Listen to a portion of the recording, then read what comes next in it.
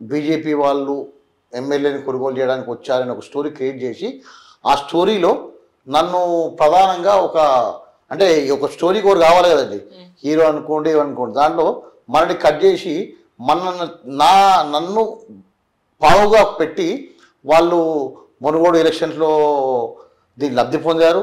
అలాగే వాళ్ళ యొక్క వేరే వేరే ఇష్యూలు ఉన్నాయని పెద్దవాళ్ళు చెప్తున్నారు. వేరే వేరే ఇష్యూల్లో కూడా వాళ్ళు లబ్ధి పొందారు. కవిత కేసీఆర్ అనుకోండి, కాళేశ్వరం అనుకోండి, ఇంకేదైనా కూడా అన్ని విషయాల్లో లాభ పొందారు.